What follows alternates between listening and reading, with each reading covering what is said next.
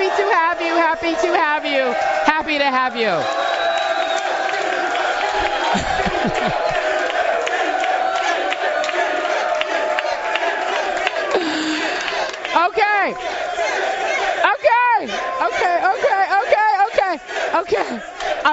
Okay. Listen, we love you guys too. But let's do a proper introduction. We got Skip Bayless to my left, Stephen A. Smith, and Kerry Champion. Good morning, gentlemen. And we shake. Time out. Okay. Before we start, I have already noticed that someone in this crowd is having a wardrobe malfunction already. You, young man in the front row, get your behind up here.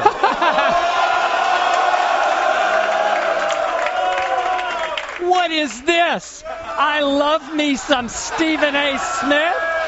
Wait a minute. I ask you, do you really love this man? Nah. What happened? The producers told me to put it on. The producers told you.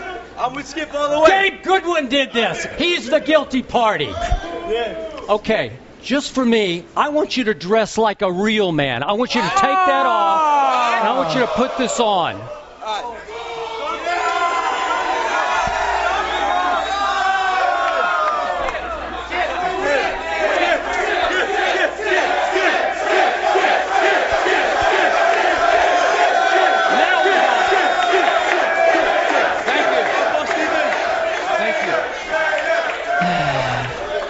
It's time for the show to start. Excuse me. I'm not in it. My name is Bennett, and I'm not in it. Please respond. Do y'all really believe that I care? That some dude that looks like he desperately needs a Stairmaster is no longer wearing my shirt? Do you really do? I mean, are you really Chris? May I answer that question? I'm just saying.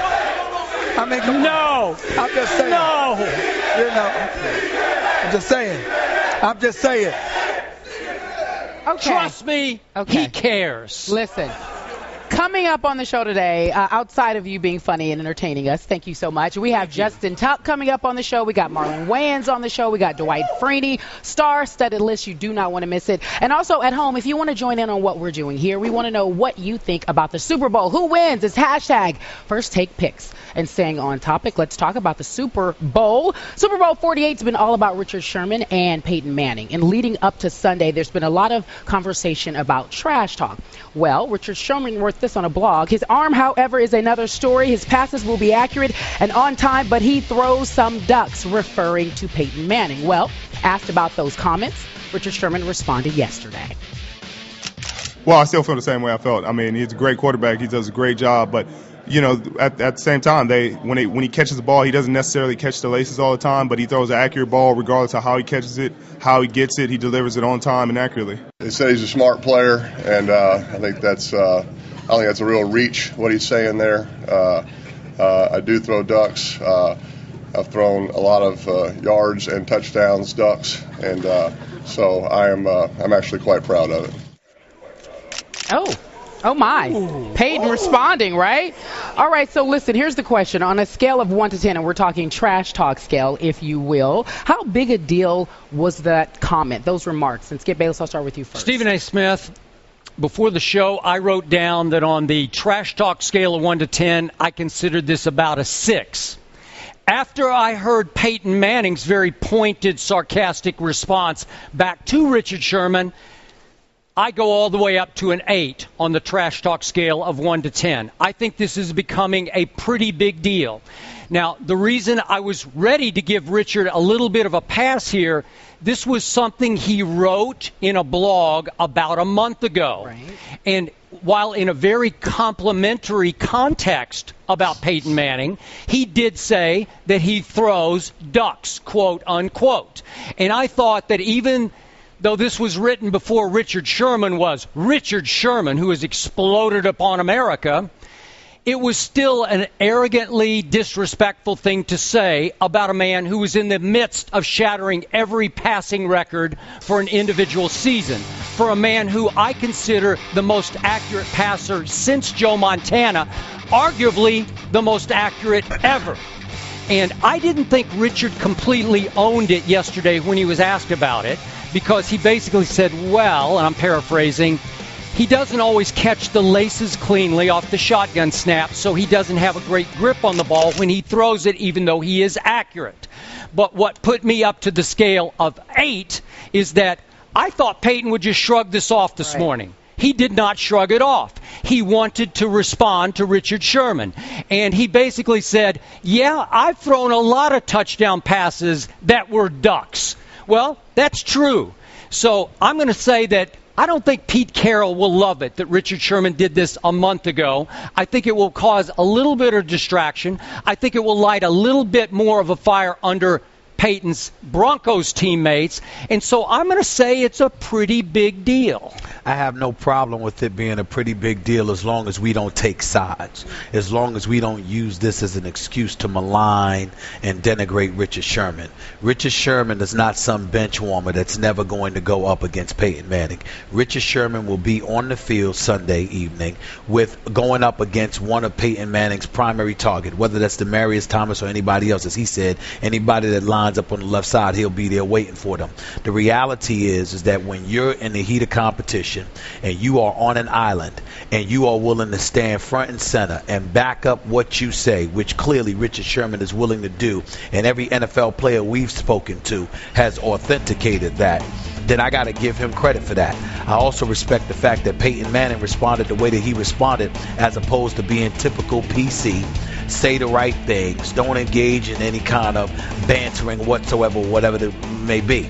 Peyton Manning is a Super Bowl champion.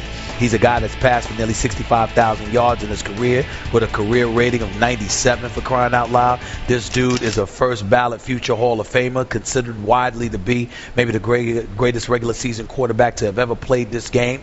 This is his 3rd Super Bowl he's going to be in, and rather than back away from insults or challenges or whatever the case may be, he's reminding you that there's blood sifting through his vein, that he's a human being.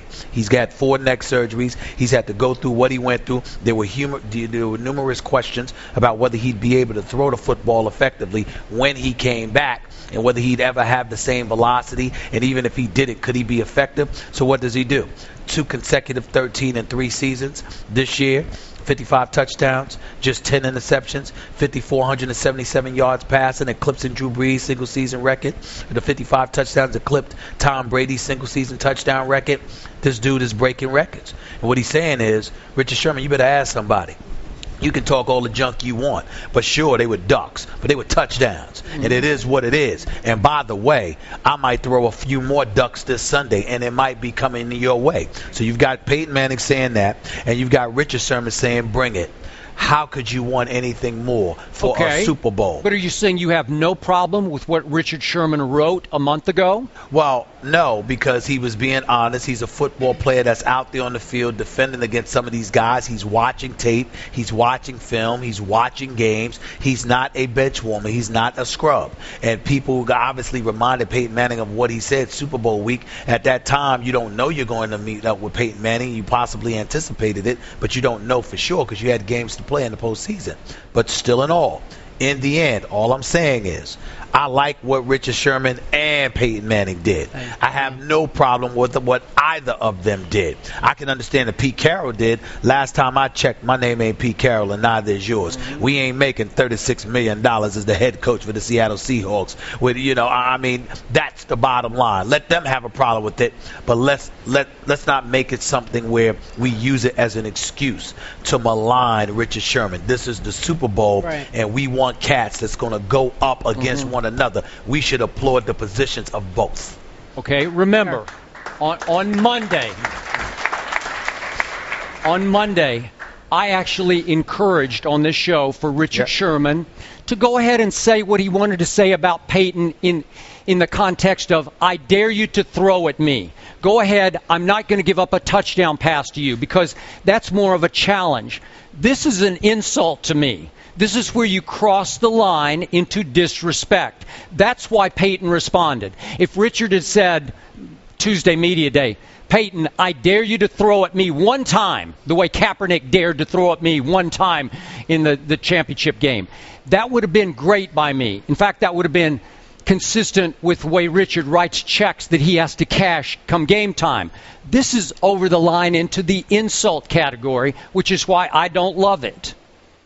Well, they can't worry about what Skip Bayless loves. Yeah. I mean, look. Yeah. Look. What I'm saying is that you don't love it.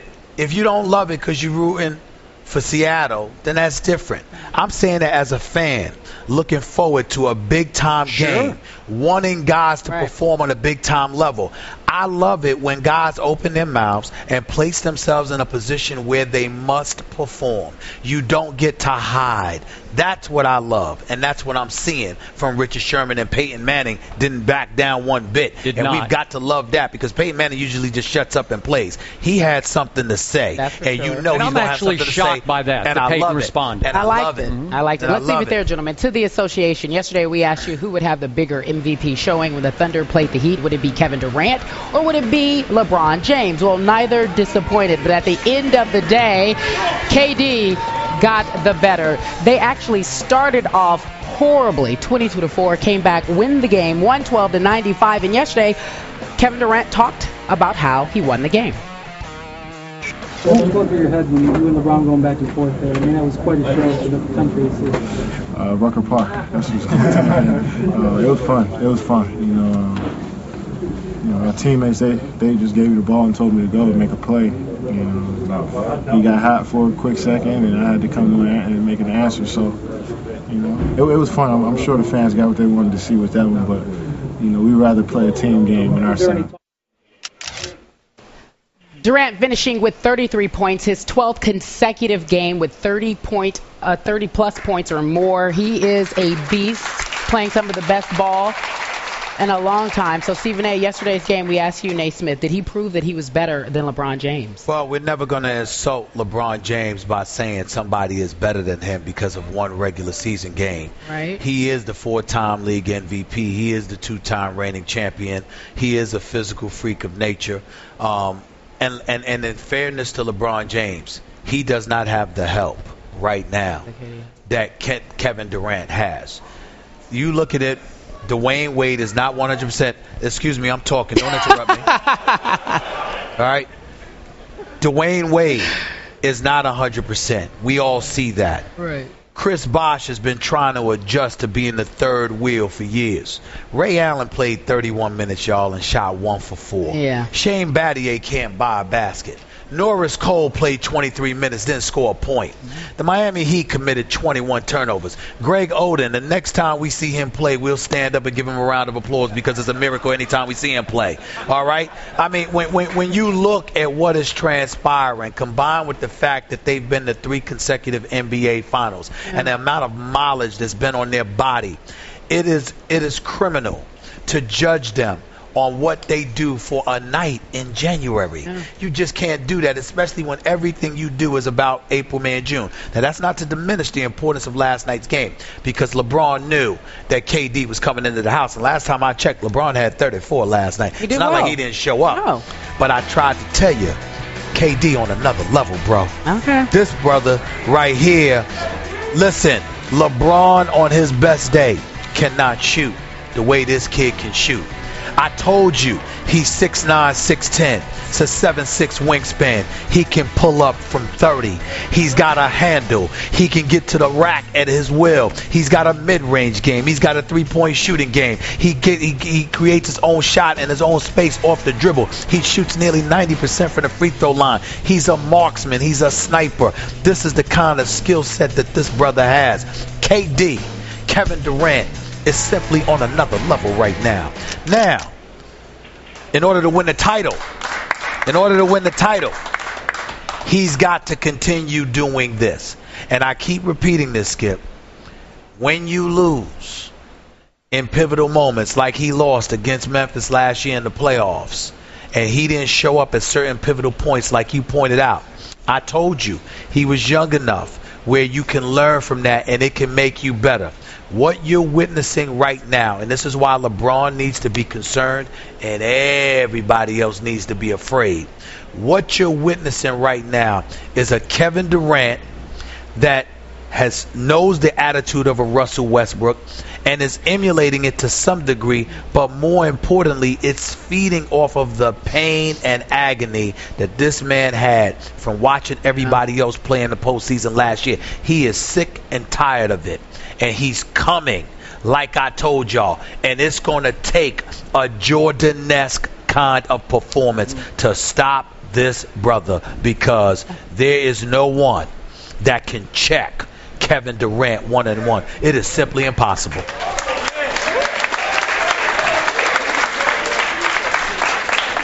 Could I ask the crowd to please quit applauding everything this man says? He already talks too much as it is. Now you're going to have him talking for the rest of the show. So just calm down a little bit. Must we be disrespectful? Now, what was the question again? I forgot. The question Is the was, show over yet? No, the show's not over. Okay. We got plenty of time. Did last night prove that KD was better than LeBron?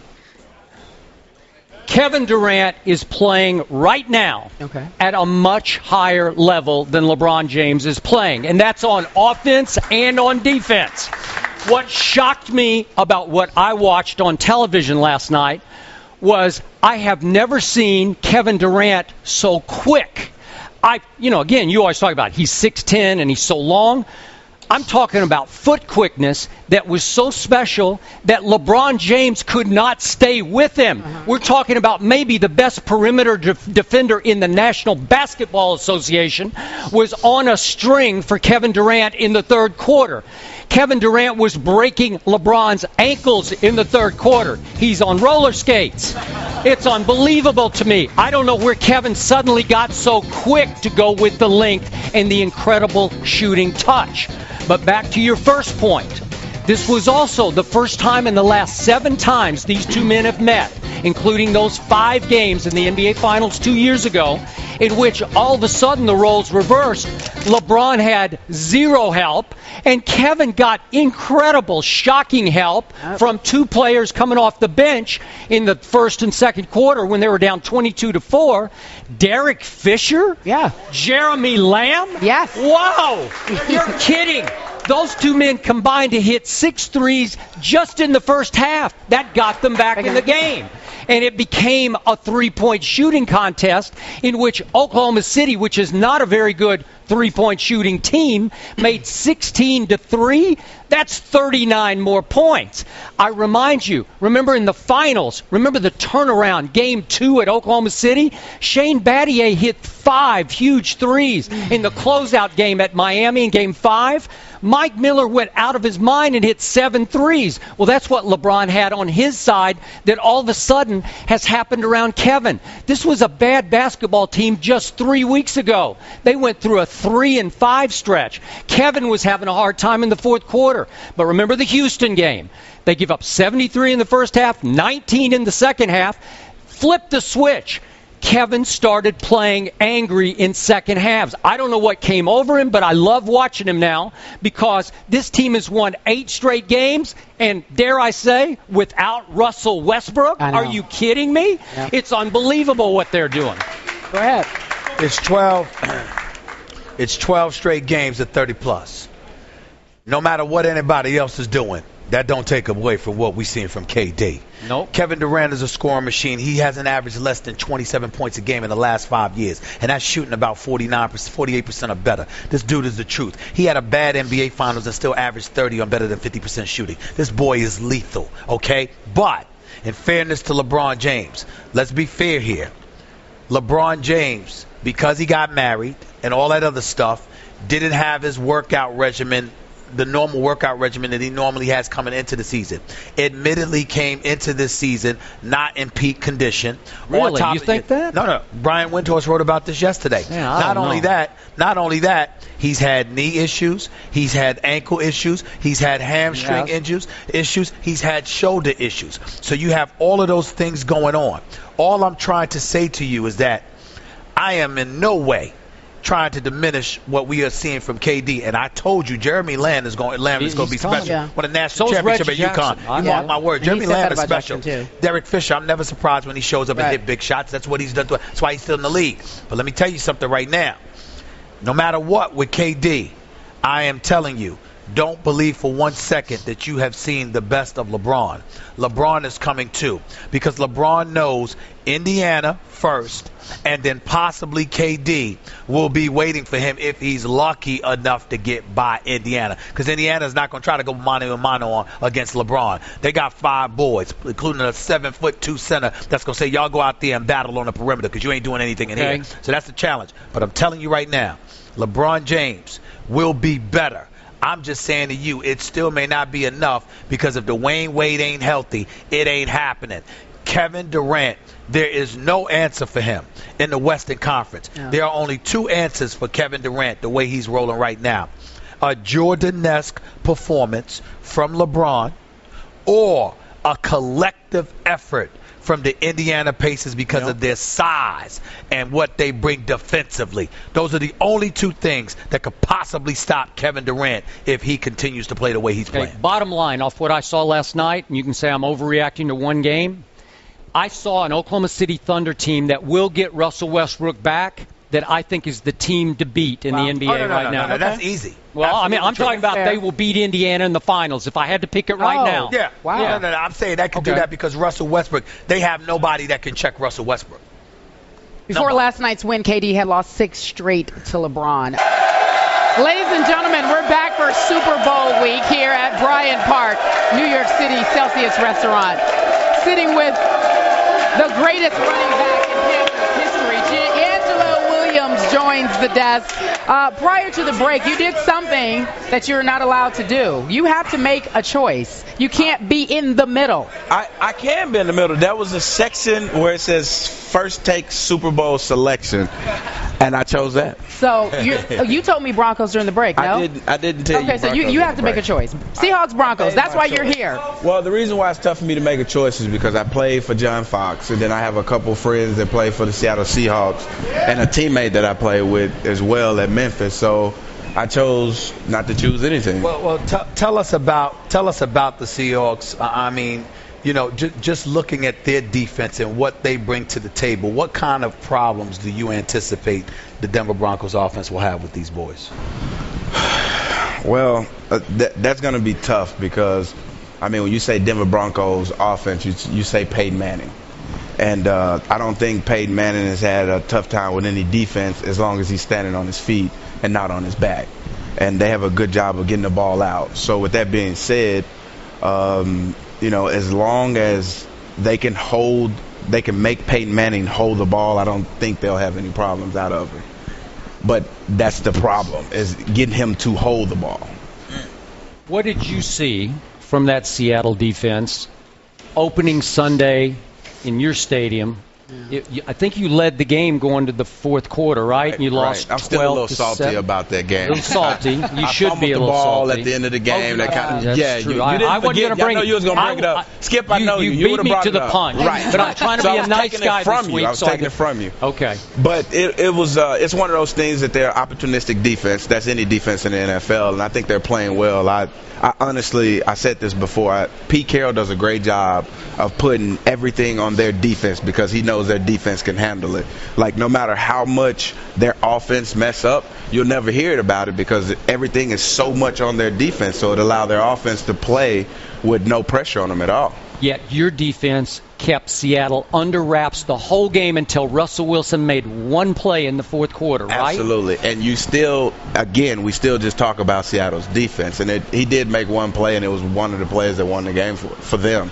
Well, you say you're in the gray area. You can't really choose for obvious reasons. Are we still on this? But I'm transitioning. I'll let you not pick. You'll be the first not to pick in the selection. Thank but you. Let's talk about your quarterback, Cam Newton. How much did he grow this season? I don't think he grew any, and I've said this since he's been there. He's been mature since he's been with the Carolina Panthers. I think he developed into one of those quarterbacks that can close games out. And he showed that time and time again this year, Monday night. No matter what Skip may say about the holding call on Luke Kuechly or the pass interference, like just non-call. Oh, okay. Here we go. Okay. Pick up the flag. If that's what you want to call, we clearly know what team you were going for. But he came down and he marched down the field. Picks, actually. Nice. That was pretty good. That was pretty good. That was pretty good. Yeah. He just dropped the mic on you. That was a good one. He's calling you out, Right. I still made my pick, and I'm gonna stand behind it. Yeah. But he go down and he marched down, and we beat New England. Miami. And he was great. Right. He was. Trap game in Miami. Everybody was telling us that we're not going to go down and we're not going to win that game. We come down to the last play on offense. We go down. We win that game as well. Atlanta, we go in and we beat them. We weren't supposed to beat them. Well, we didn't supposed to beat anybody this year. We came in at 12 and we left at 12-4. We started 1-3. Yep. Our backs against the wall. Our head coach is going to get fired. Turn around 3-4 months later, he gets a 3-year contract extension. And then I'm here on First Take talking to you about New England and that absurd non-call that they had on Luke Kuechly. Which would have given the Patriots home field advantage. So we could have all different conversations. It wouldn't have been a touchdown. They still would have had to have that ball on the 1-yard line with the stingy defense in Carolina. Cake. No. Cake. Completely disagree. Wow. Also, I'm going to say this, Skip, and I'm going to move on. And this is in my opinion because I did see where you was talking about Cap and Cam. But I think that Cam is a much better quarterback than Kaepernick. Do you? Absolutely. Wait. Did Cam prove that on the biggest stage in your ballpark and on a playoff stage? Kaepernick did it on the biggest stage because right now, as they sit, they both have no Super Bowl wins.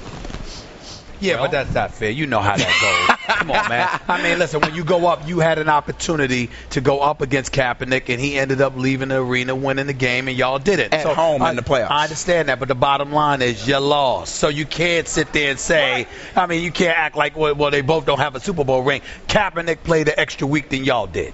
He did. That's He did. true. He played an extra week. But let me ask you this question because it's very interesting. One of the things that I loved about seeing what I saw from Cam, because I do think Cam is special. Right. I really, really do. Okay. I love the fact that he responded this year because the previous year everybody was talking about Luck, Kaepernick, RG3, etc., Russell Wilson.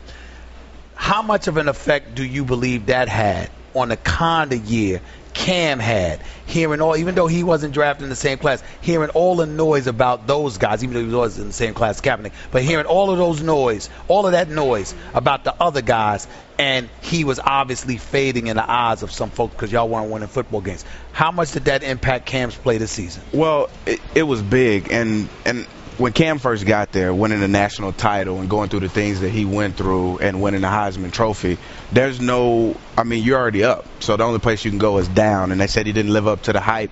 But if you look back at his numbers this year as opposed to the years before, nothing changed. He's just closing out games. He's just putting up wins. But isn't that a big change? Yeah. If you're closing out games, if you're closing and winning, isn't that a big change? But if the numbers don't change, how can you say he changed? Well, you just said he's closing and he's winning.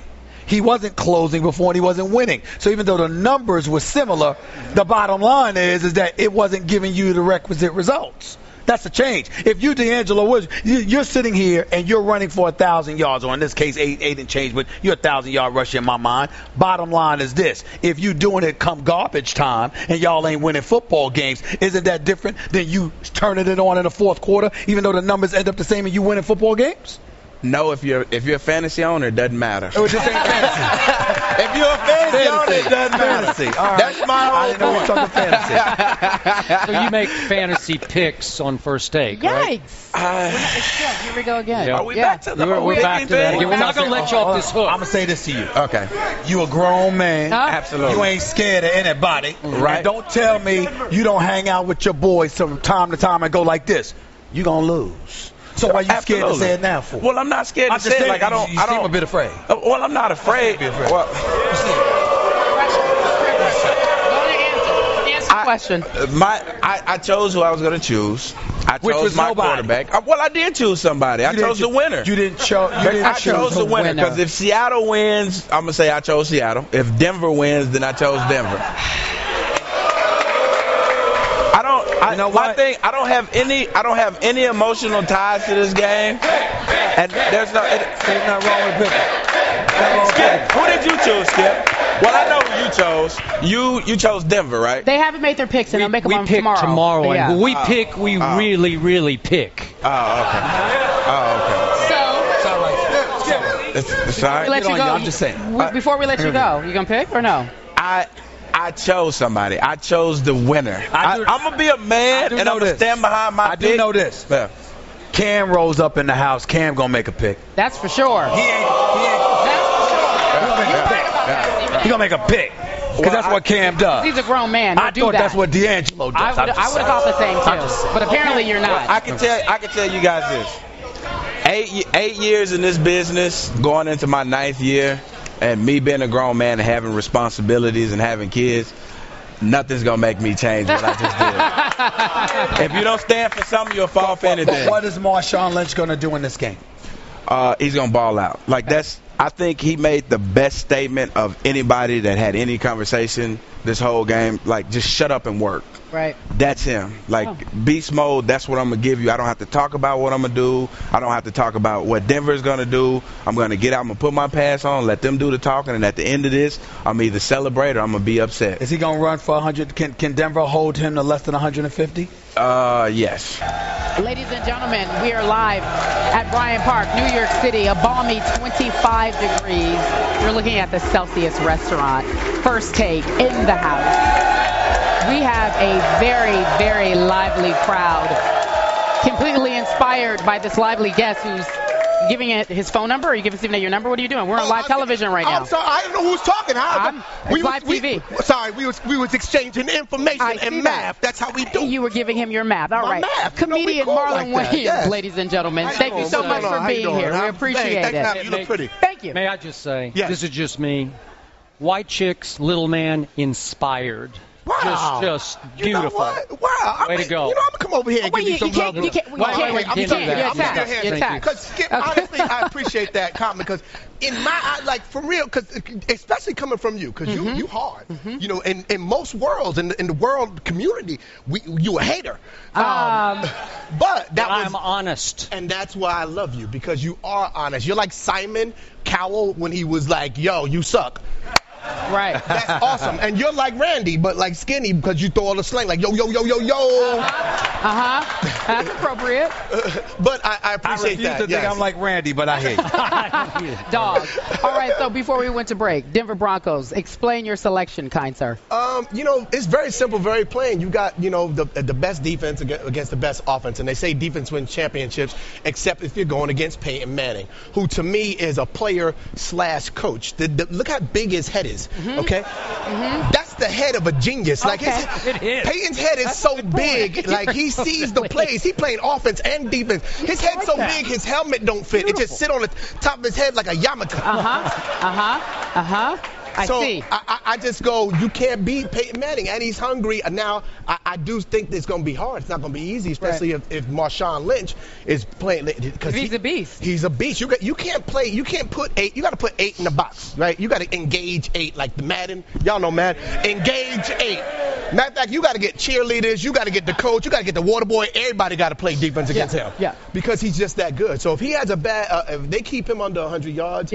Then I think that it's a fast-paced game, and Peyton's offense is going to win. All right. See you think that defense of Denver's can hold them under 100 yards? I think Peyton's smart enough not to throw to, and mind you, when he came on here, you and him had your riff, you know, because he was expecting that, you know, but he don't understand it. I mean, Peyton's not going to go to that side until he comes from underneath. You got Wes Welker, so you could just keep popping it underneath and get that going, soften them up, and then unexpected. Well, you do understand that Skip has absolutely no faith in Wes Welker. He believed that Danny Amendola was a better option, even after he caught one pass. I mean, that's what he believed. Skip can sometimes be wrong, man. But sometimes you was wrong. He was wrong about LeBron. I was right for 9 years. You was right for 9 years, but you was the guy. I will say this: you was the guy that helped put him over the top. Because he was like, every time he would dunk, he was like, "This for you, Skip Bayless, in your face." So they need that. You know, look, you can't have Superman without Lex Luthor. You know, so you need that because that's what helps fuel them. And you're right, you do make them better. Now, Wes Welker, he's so little you can't find him on the field. It's like trying to find a roach out there. Where is he at? You know, so I think he's going to be a big weapon to that. And sometimes roaches catch better than Wes Welker can, right? West can catch. He drops a lot of balls. So disrespectful. It's so honest. It's ridiculous. But then he has a good core of receivers too. I mean, you could take your wide receiver to put him in the slot. Okay. They're going to be smart enough to use, and then you got Marino coming out the backfield. You know, they got enough weapons to win this game. And then Denver got defense. You got Sean Phillips. Their front four is sick. They got a sick front four. Now, is this true? What we heard? You're actually a Pittsburgh Steelers fan? Why you bringing that up in New York? Like, okay, I'm sorry. It's the Steelers. Who don't like the Steelers? This is what I want to ask. Franco Harris. You are sitting next to a man who also grew up in New York. Yes. Like you. Yes. And he's actually wearing Steelers color there in your hanky today, right? I don't think Little so. gold? Because he's a smart man. Okay. They have How do you become a Steelers fan in New York City as a kid? Well, here's the thing. It's better than a Dallas fan, right? It's better than there are way more Dallas fans in New York than there are Pittsburgh fans. Not really. Here's the thing. New York is like the Steelers. New York is like the Steelers because it's blue collar people. You know, Dallas is like Hollywood. It's like loving the Lakers. Like, oh, the flash, the bulbs. No. Let's keep it real. Let's not. You know. So for me, I like the Steelers because they over time they've always had competing teams. You know, they win. And they're a first-class organization. Yes. And they've never been a joke as an organization. Who's your team? Dallas. Born and raised. Born and bred. I want to leave this show right now. You can't. You're can't. You're a prisoner of the I know. show. They got me by my head attached. You cannot leave. You're stuck. So why do you like Dallas? Because I grew up in it. I was born into it. Oh, okay. And for that, once again, I'll shake your hand. Thank you very much. You know, I'll give you that because honestly, First of all, that's the third time you shook his hand. It's not I'll shake your hand too. Don't be jealous. It's not necessary. Don't be jealous. It's not necessary to shake it that much. Come here, give me love. Give me love. Mama love you. Mama love you. Okay. Will you make him happy? Yes. You brought up the NBA. I know you follow it. Yes. Knicks fan, born and raised. Yes.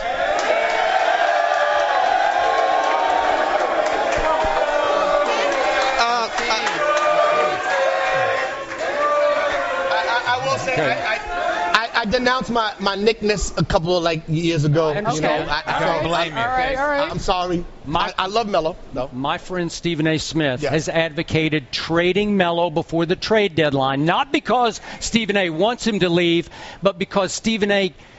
reads the tea leaves and fears that Melo wants to leave, and he wants to get something back for him as opposed to nothing back for him if he leaves via free agency at the end of the year.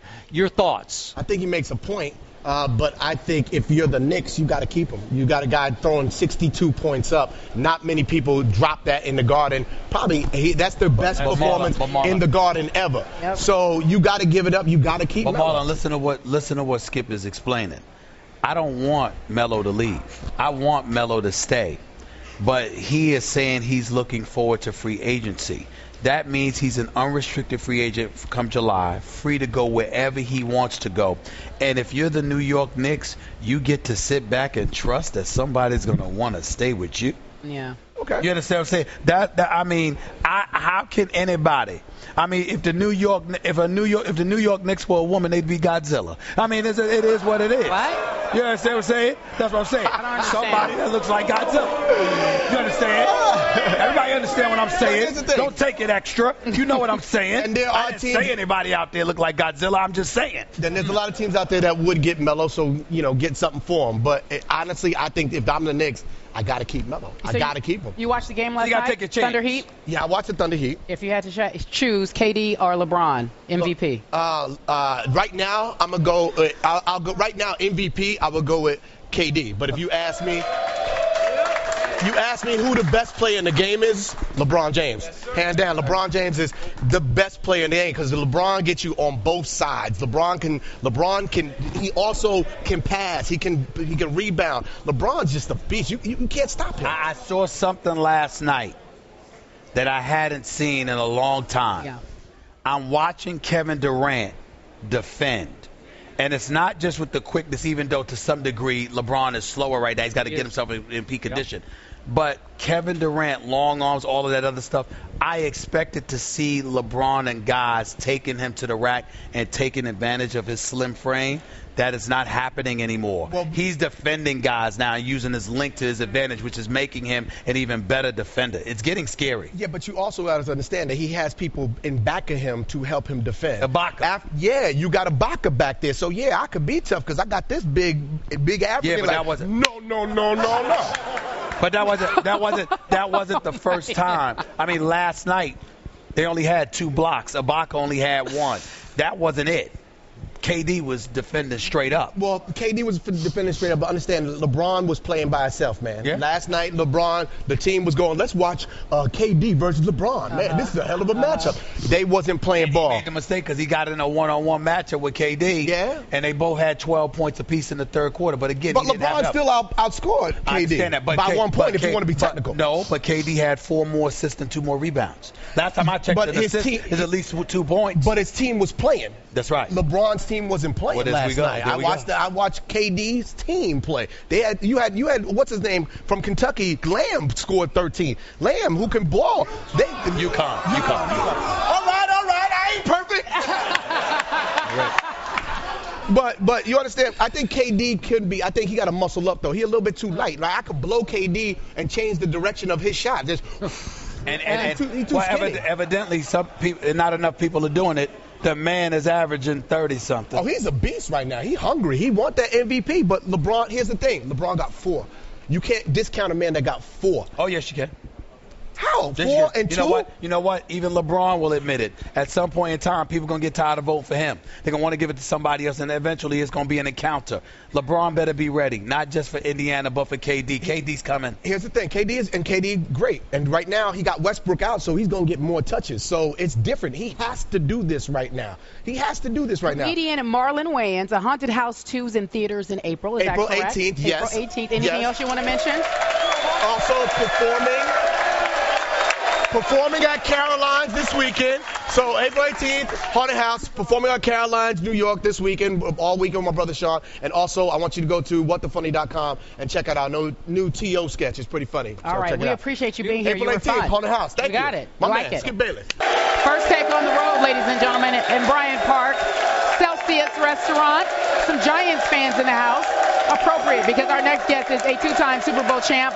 We welcome in Giants defensive end Justin Tuck to First Take. He joins us on behalf of MetLife's National Anthem campaign. Yeah. Now, before we get to your Super Bowl wins over Brady and the Patriots, let's talk about this Super Bowl pick you just made at the board. Seattle Seahawks. Explain. Well, first, I come bearing gifts from MetLife. Okay. I know it's cold outside, so we'll take it. I'm going to hand you guys this beautiful scarf. I'll take it.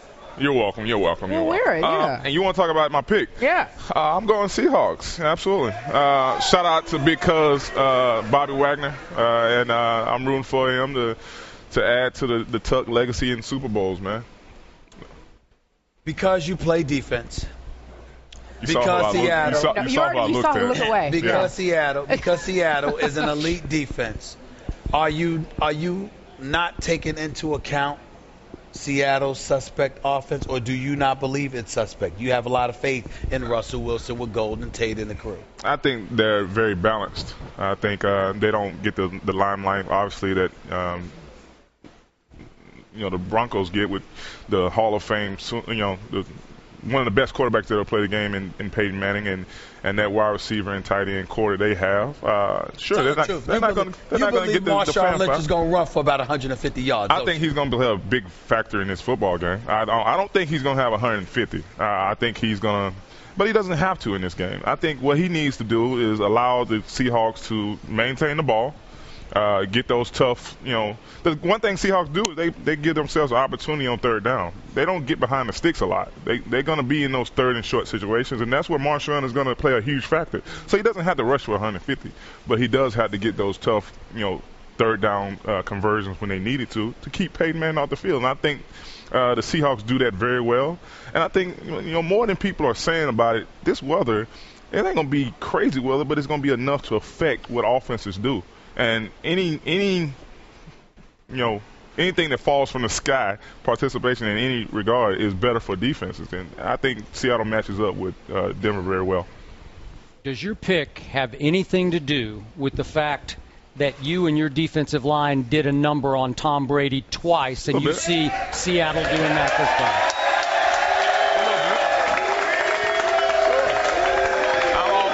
I've always believed in the fact that when you have an elite quarterback and they get paid the most money in football for a reason, they have the toughest thing, job to do in the NFL. I think when you look at an elite quarterback, you got to look at what stops an elite quarterback, and I think Seattle has both of them. They have a great secondary that can match up those wide receivers, and they have a very fast and athletic D-line, kind of like what we had against Brady.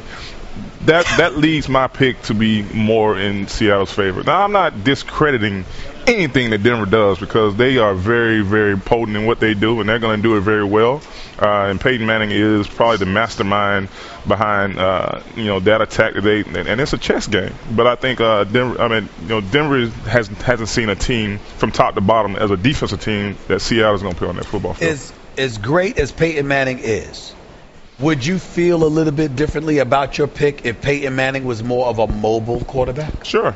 But I think where Peyton combats his athletic ability is by getting the ball out of his hand. He's so smart and so cerebral before the ball is even snapped. 90% of the time, Peyton knows where the ball is going to be going before he snaps the ball. So that he doesn't have to be mobile when he's a quarterback that doesn't allow you the opportunity to get to him. So he doesn't have to prolong plays, like other guys. Russ is going to sit back there and look for guys to get open, and he has the ability to prolong the play when the rush gets to him. Peyton doesn't allow the rush to get to him. But I think that's where Seattle is going to be a little bit better position compared to other teams because they have a secondary. They can man up, they can jam receivers at the line of scrimmage and give that D-line a little bit more time, not to sack him because you're not going to sack Peyton that much, but to hit him, to rattle him, to get him worried about, well, if I don't get this ball out, I'm going to get hit right in the back of my head. And when you got quarterbacks thinking about that, they're not going to be as efficient. They're not going to be as elite as they are. You are sitting next to a lifelong New York Football Giants fan. I know.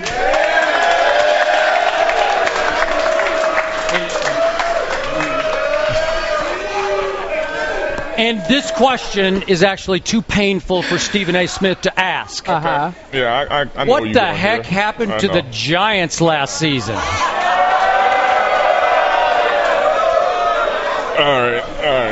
right. So, in true First Take fashion, I'm gonna be completely honest and tell you that we did not. We wasn't ready for what would happen.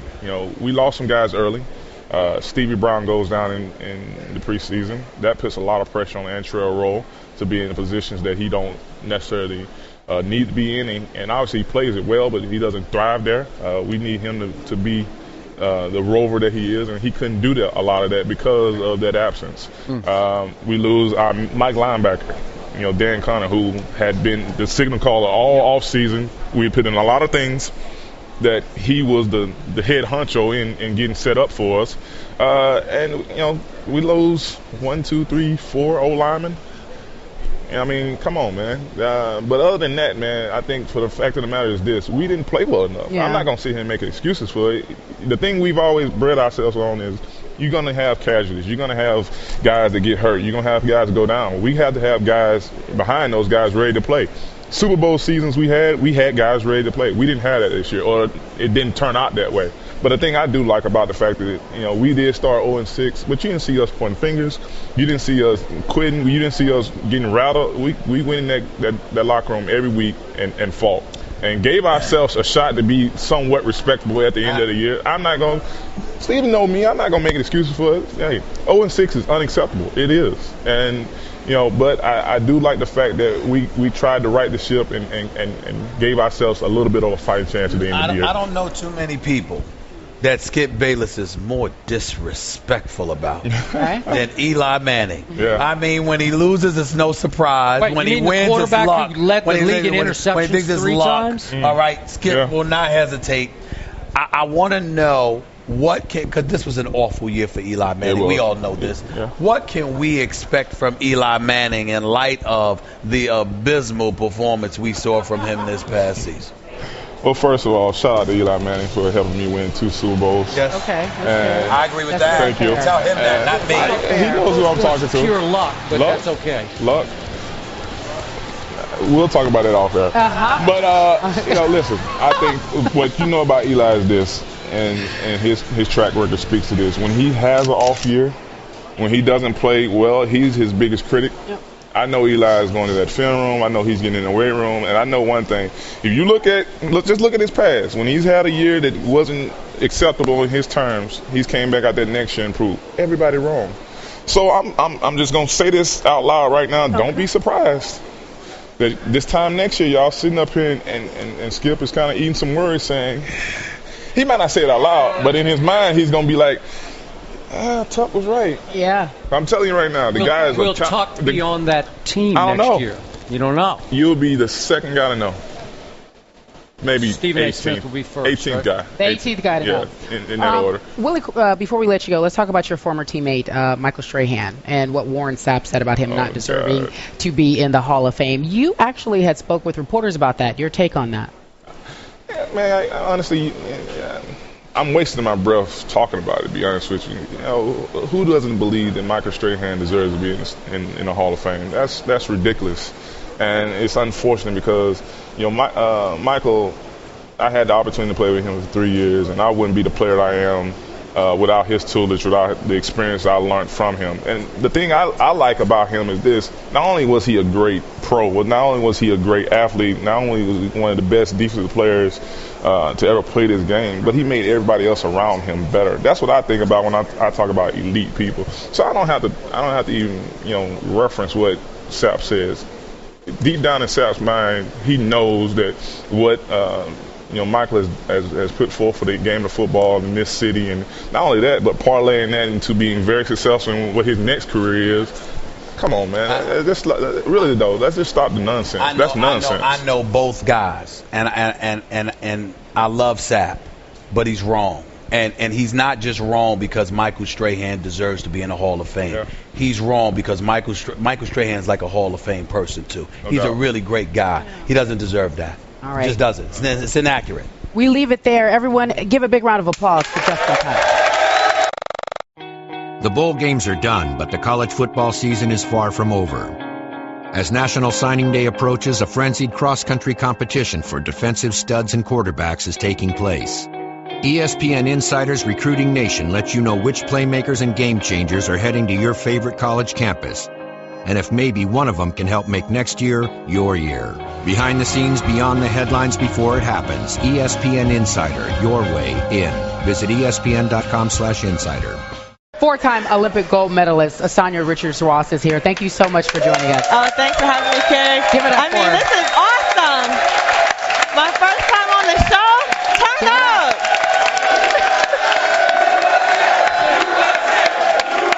Thank you, guys. Yeah. Clearly, they love the track and field, and they know that you are here representing for the USA, but also you're here representing for the Seattle Seahawks, because apparently that's who you picked before we went to break. Yeah, you know, I was a little bit torn on this decision, you know, because I love Peyton. I love everything he stands for as an athlete. To see what he was able to do after the situation with the Colts, his neck surgery, I admire him so much. But I have a really good friend on the Seahawks. Earl Thomas went to UT. Okay. Really good friends with Ross. And so I just think friendship kind of trumps admiration in this case. Well, you know what bothers me about the friendship angle? People act like they never told their friends, I love you, I'm rooting for you, but I don't know if you could pull this off. I mean, you can be friends with somebody and still believe they're going to lose. They're going to pull this off? You know what? I have total faith in Seattle's defense. Yeah. My issue is simple. It's twofold. Can you hold Peyton Manning to 21 points or less, or can you, as an offense, score more than 21 points? That's going to be tough. I don't see that happening. Be tough. You know, like I said, I don't mind if Peyton gets this win. I think it'll be phenomenal. You know, as a veteran athlete myself, it's nice to, you know, win this late in his career. So I don't mind either way, but I'm pulling for my homie. Go Earl. So it's just friendship. That's mostly heart, not logical. It's hard talk. Your heart, right? Right. A little bit of heart and Bryant. I think they're a great team. No, they're a great team. Yeah. They made it this far, right, Skip?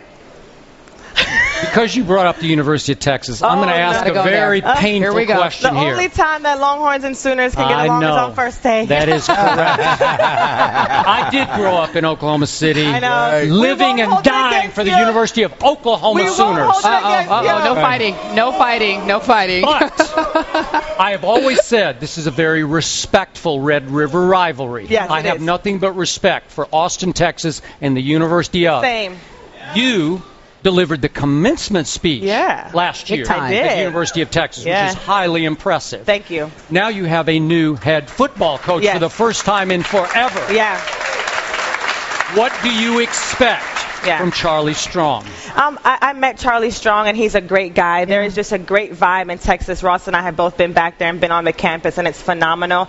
I just think he's going to restore accountability in the players. I think on and off the field, that's what he's known for. I mean, he's going to make the coaches run if players are missing class, and he's really just instilling a lot of desire. I think they've kind of lost that passion, and he's definitely giving that back to the guys. I don't think they're that far off. I think my Longhorns are right there, and I think Charlie Strong will push them over the edge, so I'm looking forward to it. So you thought it was time for a change? You know, I love Mac Brown. I love Mac Brown. One of the things when I was at UT, whether you played football or not, he always made you feel like you mattered and that being a Longhorn was important. He would text me after every race, even when I was overseas competing in small meets. Every race, Mac Brown would reach out to me. So it was hard to see him go, for sure. But I think all good things come to an end, and so I think he had a wonderful 16 years at UT. But I'm excited to see what Charlie Strong is going to do at UT. Were you surprised by the choice of Charlie Strong? A little surprised. You know, we didn't know. No one knew who the head coach was going to be. And so I wasn't very familiar with Charlie Strong before he was selected as our coach, but I've heard all great things about him, and so I'm excited for the future. How much resentment are you sensing among the longtime UT supporters of Charlie Strong? Yeah. Unfortunately, I've, a little bit, McCombs, who's been a great supporter, has come out and said he might not be the right pick, which is tough to hear. And I know that he's going to come out there. He's going to be under tremendous pressure to produce right away. And that's tough. That's a tough circumstance to be in. But like I said, everyone that I know that's still there has tremendous faith in him. And so I do too. And I think in the long run, everyone's going to want to see him do well because everyone wants to see UT get back to where they were. Let me transition back to the NFL. Your husband, the hubby. My honey. Your honey, you go, girl. That's how you do it. That's how you do it. But I must admit, life had to be hard this season. Ooh, it was rough. Particularly the first 6 weeks when y'all were when they were winless. Well, what happened to the Giants? And more importantly, how was life in the Ross household, considering the fact that they were struggling a little bit this year?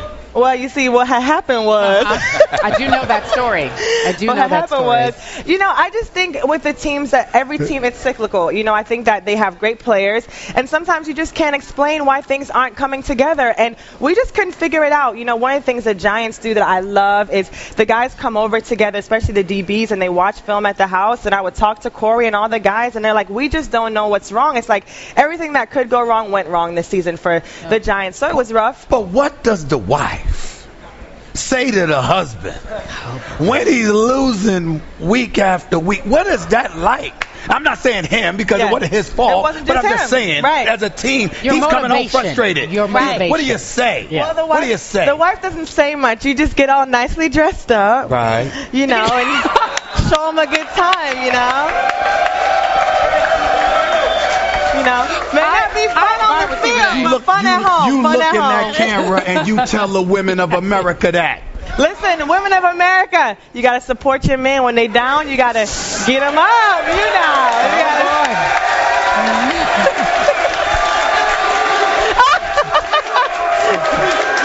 My grandma's watching. My grandma's a big fan of this show. What is she going to think now? I love you, Grandma. So touching. So touching. Your man supported you right there, right? Didn't he, with that ring? Yeah. But she's winning. Yeah. She always wins. She's always winning. Most of the time. Thanks, guys. Let's switch gears and talk about the Winter Olympics. They're talking about a lot of security concerns there in Russia and what people should do. As an athlete, what type of advice are you giving out to people, and what are you saying or what are you hearing on the streets in terms of people heading over to Sochi? You know, it's tough. I've been to 3 Olympic Games, and we've never had this much talk around security. There's always some buzz, and what is it going to be like? And I remember in Beijing, it was overwhelming, the amount of security that was there. I just felt tremendously safe. But this one's tough. You know, I don't know. I don't know how I would feel to be there. I would kind of feel a little bit unsafe and, you know, unsure. I probably wouldn't leave, you know, the Olympic grounds too much. I would just play it safe. But the one thing I do know for sure is that the U.S. security does a phenomenal job with their athletes, and those athletes are going to be fine. They need to focus, go out and represent. Go Team USA. Go Team USA. Give it up for Sanya Richards-Ross. She supports her man on and off the field, on and off the track court. We love you. Oh, we love you. We love you guys. Thanks for having me. Our next guest was the anchor of the Colts defense that won Super Bowl 41 with that guy named Peyton Manning. They're saying his name, Dwight Freeney, Chargers linebacker here on the set of First Take. I have to say something. This crowd is something else. It's like a fight night crowd. Are they not the toughest? I love it.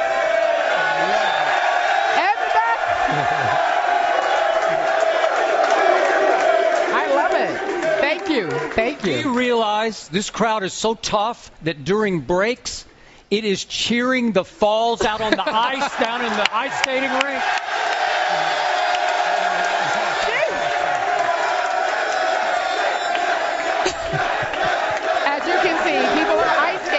And when they fall, the crowd applauds. So apropos for First Take, is it not? Anyway, thank you so much, Dwight Freeney, for joining the desk. Prior to commercial break, in our tough crowd here, we asked you about your Super Bowl selection, and you went with the Seahawks. Yes. Break it down, Super Bowl champion. Well, you know, my heart is obviously with Peyton. I played with him for 10 years. But that doesn't mean they're going to win this game. I mean, look, defense wins championships. We always hear it. It's cliche, but honestly, it's about the running game. And if you had to pick some type of combination that would be the best matchup against the Broncos or that type of offense, and I know because I've been on the Colts, for how many years now, right? 10 with him. Okay. Yeah. It's a running game and some good defense and some good corners who can play and make some things happen. Those have been the things that have given Peyton, that type of offense, trouble in years. So it's going to be close. My heart is with Peyton, but I don't know if they're going to pull it off. And by the way, that's what you just said. You don't like the friendship thing, right? I was getting ready to say I applaud you because you're not using your friendship to manipulate your pick, but that's the man I know you to be. You know, it is what it is. And obviously, you're qualified to say it because of the elite level of work you've done over the years in the NFL. But I must ask you this.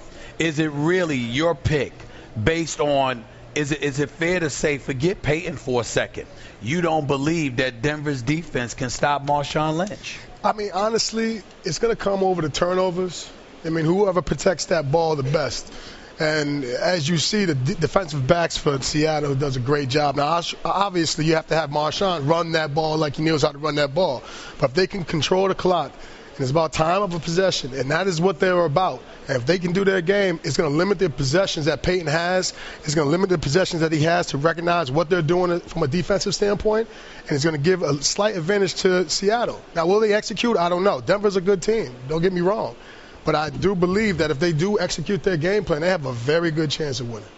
Is it possible, because we just saw the video coming into this segment, that something is sticking in your craw about your second Super Bowl that you lost with Peyton Manning, and that would be the pick six that he threw that iced the game for the New Orleans Saints? Is that maybe deep down in your psyche? No, not at all. I mean, that game, first of all, I believe that the quarterback position gets too much credit when you win and too much credit, against when they lose. Too much blame. Too much blame. Yeah. I believe that this is a team game. We should have never been in that position at that point anyway. For him to throw that pass and for whatever happened, was it the route, was it the pass, we should have been up, 10, 14 points prior to that. So at the end of the day, no, that's not what I'm thinking about. Peyton has struggled in the postseason. He's 11-11 all time. Yeah. He's had some low moments, such as that one. Yeah. So How much does the pressure rise in this Super Bowl on this quarterback? Well, I do think that more of the pressure is on Peyton, obviously because of the legacy and obviously, what he's thinking about probably. And Seattle doesn't have as much pressure, so they're a lot looser going into this game. Yeah, but they have absolutely positively no Super Bowl experience whatsoever. You're right. Nobody's won a championship. Nobody's competed for a Super Bowl championship. How much do you anticipate that factoring into things? I mean, that's going to factor in just a little bit. Obviously, experience does mean something. If you look at historically, Super Bowl winners over the years, it's usually been repeat winners and all of that. But I do believe, once in a while you can get a team in there that sneaks in. The Rams, our first year, when we won the Super Bowl, that hadn't won it in 20, 30, whatever years, and go out there and execute. And I just really believe that, it's about defense in the playoffs. I really believe it's about defense and running. Okay, let's flip it around. Yeah. Let's say you're dead wrong about your pick. Yep. And we look at Peyton's legacy as having won only one Super Bowl against a virtual backup quarterback in Rex Groves from the Chicago Bears. Yeah. What if he beats the best defense in the National Football League? Let's do the hypothetical. Yeah. Let's say he beats it soundly on Sunday night. Yeah. How far would he vault, in your mind, up the all-time quarterback ranks? He's already up there, and the thing is, Super Bowl rings, this is not an individual thing. This is not, the quarterback's the only guy out there, and the reason, he has 5, it's a team accomplishment. That means defense, offense, special teams. Everybody's a part of that win. It's not just on Peyton if he won 4 or 5 or 1 or what have you. But the world doesn't see it that way. Well, that's a problem. Maybe we need to change that. Well, I don't know. That's it? I mean, listen, it's not that it's it. It's just that you got to pause when you listen to Dwight Freeney talk about Peyton Manning. There's no doubt about that. But I just, when I look at it now, it's almost like Seattle has this attitude. Y'all go ahead and think what you want. It's almost like the boxing when Mike Tyson used to sit there and say, everybody looks good shadow boxing, everybody look good until they get hit. Yeah. Is that the mentality that Seattle has about Peyton Manning? Is it really about matchups, or is it really about this belief? Once we touch you, Peyton Manning, you're going to tap dance. It's going to be a little bit different. Well, that's what it is. That's what football is about. That's what defense is about. We have that mentality when we go out there. I don't care who the quarterback is. You put pressure on him, he's going to have, little scared feet, scarecrow, whatever it is in the pocket. He's going to make some bad throws, and that's what it's about. You better have that mentality going into the Super Bowl. But everybody's been saying that Seattle is going to do what it does. You're going to have Earl Thomas and Cam Chancellor back there. You're going to rush forward. You're not going to blitz. They only blitzed twice in the NFC Championship game. They're looking at it from the standpoint that we're going to stay, we're going to play opposition, we're going to do what we do, and we're not going to try to trick you. I would think with most guys that would work against somebody as intelligent of a quarterback as Peyton Manning. If you're predictable, even if you're awesome, to me, your kryptonite is predictability. Isn't that possible? Well, I think really, to be honest with you, it's about numbers. Now, you have 7 guys covering 3 receivers, all right? And you got 4 defensive linemen getting pressure. Now, that becomes its own blitz. If you can get 4 guys get pressure on Peyton Manning, then you got 7 guys to cover. That means they have more people to cover his routes. But can they get pressure on Peyton Manning with 4 guys? Absolutely. With 4 guys? Absolutely. Really? Absolutely. You have no faith in Denver's offensive line, do you? Listen, have you not seen what Seattle have been doing all year? Yes. Okay. Do they have a Dwight Freeney in their line? Do they have a Robert Mathis in their defensive line? Listen, they have a rotating number of guys that come through. They're like a hockey team. They have a very deep defensive line. They keep on bringing guys back in there fresh. Don't sleep on Seattle. All right, so do you have a score? You just going with Seattle? I'm going with Seattle. I don't know what the score is going to be. You just going with Seattle? I have no idea. Beating? I think it's going to be a close game based on how they run the ball and control the clock. All right. I must acknowledge, I've never seen you this dapper. He does look dapper. Thank you. You're looking sharp, bro. I appreciate Dwight Freeney, ladies and gentlemen. Give it up. It's time for Carrie's Court with our Fight Night crowd. We got Nick from Queens with a question for Stephen A. Go first. Yes, to Stephen A. With Kevin Durant playing so well, do the Thunder need Russell Westbrook? The Thunder will always need Russell Westbrook because the Thunder they're trying to win a championship. They're not just trying to win regular season games. You don't need Russell Westbrook if you just need to have a good, respectable record.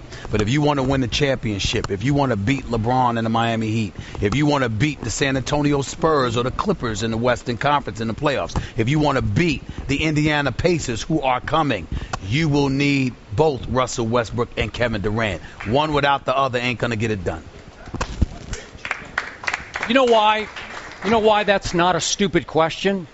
A friend of mine called from Oklahoma City late last night and said on the Thunder postgame radio show, a number of the Thunder fans were actually asking that question. Do we really need Russell Westbrook? Because they have found such a great flow right now, having won 8 in a row, with the kids, Jeremy Lamb coming in, Reggie Jackson coming in, playing around Kevin Durant. They obviously have to have Russell Westbrook to win the whole thing this year. But I will remind you and warn you, I don't think it'll be easy to reestablish the pecking order between Westbrook and Durant. Last year, Russell Westbrook took 102 more shots than KD took. He had the second most shots in the league to Kobe. So you tell me, you don't think KD, now that he's had his head the whole time, it's been green light every time down? Russell does dribble the ball up the floor. So it's going to be hard to find a new flow with those two. It'll be an adjustment for KD, particularly with the level of assertiveness that he's showing right now. But please understand, ladies and gentlemen, even though KD's on another level, especially right now, Russell Westbrook is the most athletic point guard in NBA history. He cannot be guarded one-on-one. He cannot be checked. And if he's exploding, then that opens things up for KD. Okay, but you just described a two-guard to me, not a point guard. I understand that, but he's somebody that helps you out because he's so formidable offensively that it takes the pressure off just like a natural point guard would. Peter from Connecticut, how do you feel? Feeling great. Are you nervous? Uncomfortable? A little bit? Not all right. at all. Your question for Skip. My question for Skip is, should Johnny Manziel go to a team where he'll start right away or sit and learn? Johnny Manziel should start game 1 of his rookie year. Well, there you go.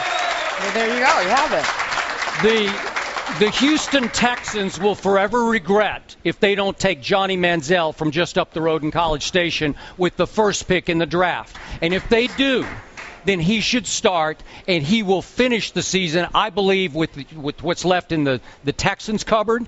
I believe they would go 10-6 with Johnny as the quarterback next year. I can't disagree with that because Matt Schaub is still on their roster. First of all, I have a problem with a quarterback named Schaub. It sounds like a tissue paper. It's ridiculous. I'm not interested. That's number one. Number two, Andre Johnson, Arian Foster, they deserve better. Number three, Johnny Manziel is box office. Even in the NFL, he would be box office. When you have skills and you are box office, you are always worth a chance. And that's the number 1 overall pick. You got to be careful because your Davion Clowney is no joke, and pairing him with J.J. Watt would be lethal. But you need a quarterback to win on the NFL level, and I think Johnny Manziel is a winner, and he finds a way to get it done. I take the chance on him. Johnny is box office, and he is scoreboard. Mike from Bedford, one of the many who were here at 5 a.m. in the morning. We appreciate you coming out. Thank you. I'm stoked to be here. All right, you got a question for Stephen A. Yes. Who is more likely to start somewhere next year, Mark Sanchez or Michael Vick? That's a good question. Thank you. It's interesting. First of all, I think Sanchez needs to be out of New York quick, fast, and in a hurry because I think New York. I think New York is his kryptonite. Some people just ain't made for this city. Yeah. Michael Vick, I believe, would have a better chance of starting somewhere else before Mark Sanchez because he is a dual threat. All right? The problem is that I think Michael Vick, to some degree, is comfortable in Philadelphia, even if it is as a backup to Nick Foles, because unless it's an ideal scenario for him and it's somebody willing to give him his money, why leave the organization that has placed so much faith in him, showed so much love for him, and not only that, has alleviated our concerns for him when the offensive line forgot to show up for the 2012 season and left him so punch drunk, for crying out loud, that he needed to be a reserve this year just to recover from the beat down he had last year. Yep. So I would say Michael Vick has a better shot of starting. I just don't know if he'll want to leave Philadelphia unless the circumstances are ideal. What if he knew he could start? I think he leaves. Okay? So this question has two answers to me. Yes. What would we do, and what will the NFL do, the teams that need a quarterback? Right. I would take Michael Vick over Mark Sanchez, even though Vick is going on 34 years of age. You want to talk about box office? Let's just throw out, I don't know, Jacksonville, whoever needs a quarterback. I would take Vick over a Mark Sanchez who is only 27 years of age. But I think the league will jump at Sanchez. We saw an anonymous quote the other day from a GM who said, hey, if I could sign Mark Sanchez, he would start for me today. I don't know which team it was. I think probably that's the Jacksonville or Oakland. It probably was. Yeah, Two inept franchises. Yep. From a guy named Stacy. Stacy from New York City. This is for Stephen A. A brother named Stacy. Go ahead. I like it. It's a nice name. Thank you, Stephen A. Thank you, Stephen A. Ask your question.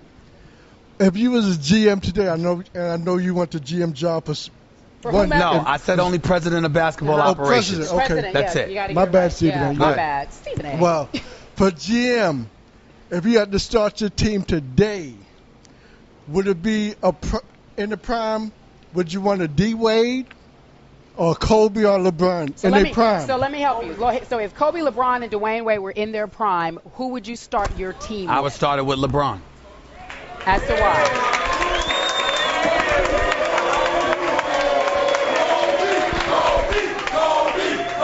Yo.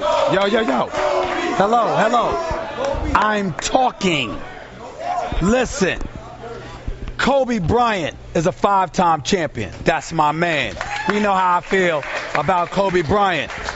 But Kobe Bryant is an assassin and a scoring machine. Dwyane Wade is a future Hall of Famer. He's right up there in class personified. But LeBron is a physical freak of nature whose work ethic matches anybody. And even though he still is not the winner that Kobe Bryant is, remember that I have more of a shot of being a challenger with LeBron James than with anybody. See, Kobe, you need the parts to win, and he can close the deal for you. Plus, he's a champion. But LeBron is the dude that took the Cleveland Cavaliers to the finals with a no-name bunch. So if I have LeBron, I'm guaranteeing myself a challenger status for years and years to come because of the physical specimen that he is and what he's able to do on both sides of the ball and both ends of the court, no matter what, over the course of 82 games for years. Because on Kobe's best day, he was never the physical specimen that LeBron James is. He was never that guy. And so because of that, I would go with LeBron. Now, if you ask me who I wanted to close the deal, I need a finisher, I'm going with Kobe. But if you're asking me who do I start a team off with, it's LeBron. Kobe Bryant is the closest thing to Michael Jordan since Michael Jordan. So I am going with Kobe Bryant on killer instinct, just on intangibles. Kobe Bryant lifted that franchise and proved that he could win without Shaquille O'Neal. I would start my team, if we're talking about age 19 years of age, I'm going with a 19-year-old Kobe over a 19-year-old LeBron. That's right, Kobe. This is dangerous. I told y'all let me speak. This is dangerous territory for me because Kobe's my man, but I'm going to break it down. Well, Kobe Bryant is a champion, and I get that. Kobe Bryant won his first 3 rings with Shaq. When Shaq was gone, they fell off the map a little bit. Then they acquired Pau Gasol in that heist where they gave away Kwame Brown. Okay? So Kobe had that, and then he was able to get it done. LeBron, for years and years, is always there knocking on the door. So when you talk about building a team, he's somebody that can do more, but he's not the closer Kobe is. So friendship aside, you're taking LeBron James. I'm taking LeBron. Special thanks to all of our guests who stopped by and stepped into our First Take photo booth. Great times, as you can see down here. These are videos and more on our Instagram page that you can check out. You can also follow us on Instagram at ESPN Fİrst Take. Bryant Park, Celsius Restaurant, Super Bowl week. This crowd is turned up. This is a special crowd today. We end our show appropriately with yes. I don't know what that means. Browns wideout Josh Gordon joins us. Thank you so much for being here. We appreciate you coming. Thank you guys for having me. Now, before we went to break, you said that Denver Broncos would win the Super Bowl. I did. It seemed like the most logical choice. The most logical choice. Explain your logic. My logic on it, the experience having playing against Peyton Manning. That's the logical in that. You see that firsthand. It's something real, you know. Peyton just has an uncanny ability to get down the field on anybody, you know. But would you like to play with Peyton Manning? Come on now. Come on, what kind of question is I'm trying to figure out why would you even ask that trick question when his quarterbacks are Jason Campbell and Brandon Whedon and these boys? I mean, I wasn't gonna take it there. But yeah, you know, Peyton, he's the greatest. He's the greatest. You know, I'm looking at Cleveland, and obviously y'all struggled again this year. Oh boy. You know, I mean, the fan base there is great. I'm wondering, when do you think the time is going to come when y'all are going to get over the hump? When y'all are going to be just a little bit better? I think it's this season. I really think it's this season. The fans are ready. The players are ready. Despite the coaching situation that's continuously changing for us, the guys realize it's going to happen inside the locker room. That's what's going to happen. It's not the coaches that's going to win the games. It's going to be us. So I think the guys, when we're ready to do it, it's going to happen. So you've had your struggles, but once you got in gear this year, I'm not sure there was a better wide receiver in professional football. And I'll throw Megatron in just on production, because you had a 4-game stretch, as you well know, in which you set an NFL record. I'll throw out the numbers. 125 yards, 237, 267, 151. Those are crazy numbers. How close are you to being the best receiver in pro football? You know, I think I'm where I want to be right now, but given some more time and a lot more work and a lot more experience in the game, I think I can claim that title. Yeah, I think so.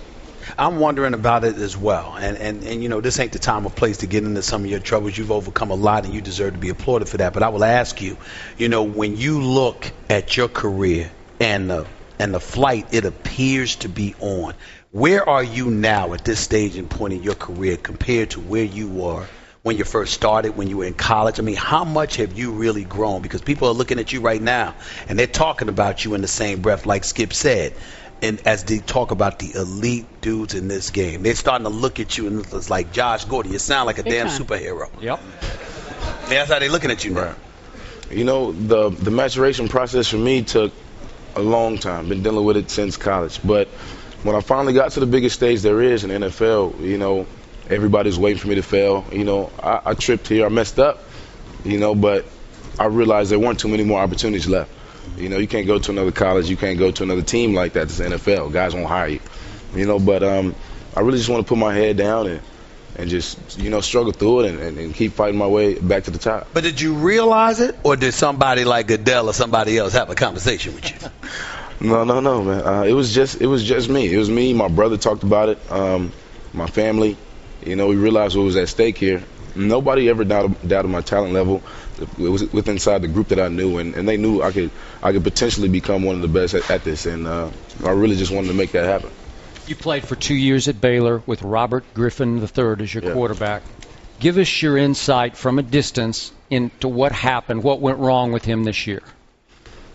Well, honestly, I just don't think he was ready to play. He was injured. He should have never stepped out there until he was healthy. And I told him that, you know. But you keep in touch. Yeah. Just the other day he texted me, but I really think he should have waited. Okay, what kind of person is RG3? We're hearing a lot of different stories about him. Some not necessarily good coming out of Washington, D.C., but we want to know, because he's your friend, what kind of person is RG3? A leader? Griff is definitely a leader. Guys follow him. He just has that magnetic type of personality about him. On the football field, guys are just going to attract to him. He knows what he's doing. He's very, very smart on the football field. He's going to treat you like his best friend. He's going to want you to act like a professional, act like a winner when you're out there. You know, so he's going to act, and he's going to want you to act like an extension of himself. I'm hearing what you're saying. I heard what his father said. I spoke to his father personally. I'm getting the impression that there were a lot of lies being told about that young man as it pertains to his character. Is that your position? That he was being lied on, that people was slandering him? I'm talking about people within the Redskins. Wow. You know, that's an in-house situation. But like you said, I really think it was, you know, a deception, you know, type of look clouding over him. You know, it was bad, negative. But, you know, some guys just weren't ready for RG3. They weren't ready. They don't know his personality. But he's a great guy. I take nothing away from him. He's one of the best quarterbacks in the NFL right now. So you wish he was your quarterback? I would take Griff any day. Me and Griff on the same team. Lights out. Oh, yeah. Come on now. Continue to run as much as he did his rookie year. No, not in the NFL. I don't think coming from college to NFL, stop running. Stop it altogether because it made him you can do devastating in his You could do it, but these D linemen, have you seen them? Right? Yeah. Yeah. It's real. It's real. All right. Browns wideout Josh Gordon says the Denver Broncos will win the Super Bowl. We want to know what you at home think. Hashtag First Take Pick, Denver Broncos, Seattle Seahawks. We are live at Bryant Park. This is Celsius Restaurant. It has been a fight night crowd. We will see you tomorrow, same place, 10 a.m. Eastern on ESPN2.